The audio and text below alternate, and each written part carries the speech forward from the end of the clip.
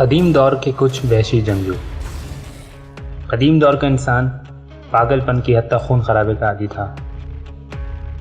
وہ قدیم یونان کے کولوسیم میں ہونے والی لڑائیاں ہوں یا روایت کے لیے بلی کی قربانیاں دینا، اس دور کا لا علم انسان کسی طور پر خون خرابے سے ہار نہیں کھاتا تھا۔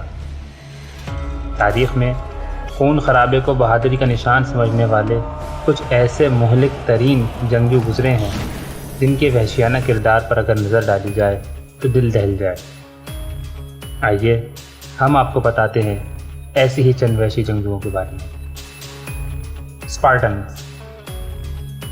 7 سال کی عمر کے لڑکوں کو ماؤں سے علیحدہ کر کے ملٹری بوٹ کیمپ میں تربیت کے لیے بھیج دیا جاتا تھا، جہاں ان پر مشکلات ڈالی جاتی تھیں اور قلیل مقدار میں کھانا اور کپڑے دیے جاتے تھے۔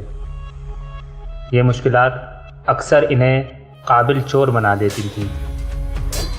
اگر وہ پکڑے جاتے تھے تو انہیں شدید نوعیت کی سزائیں دی جاتی تھیں، چوری کے لیے نہیں بلکہ پکڑے جانے کے لیے۔ فرینچ مسکیٹرز۔ فرانس کے بادشاہ کے اشرافیہ محافظوں کا گروہ جو کسی کو بھی قریب اور دور سے مارنے میں یکساں مہارت رکھتے تھے۔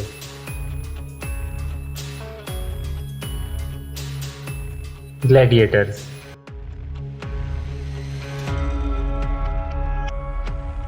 گلیڈیٹر لاطینی زبان کا لفظ ہے جس کا مطلب تیغزن یا تلوار بردار ہے۔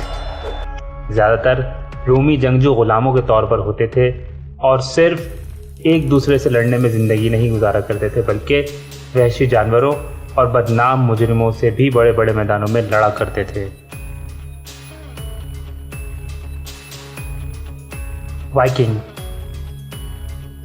وائکنگز بہت خوفناک تھے، خصوصاً ان کی یورپی پڑوسی ان کی جارحیت، غیر روایتی جنگی حربوں اور خاص طور پر ان کے جنگی کلاڑیوں کے استعمال سے خوفزدہ ہوتے تھے۔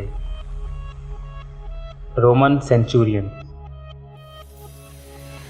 سینچورین تاریخ میں پہلی بار ایک انقلابی خیال کے طور پر سامنے آیا جس میں آدمی اپنی زندگی کو جنگ و جدل سے آزاد بنا سکتا ہے۔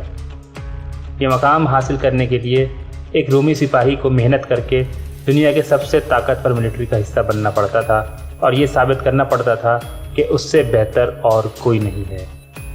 اپنی رائے کمنٹس کے اندر ضرور دیجیے اور ویڈیوز کو لائک کرنا نہ بھولیں۔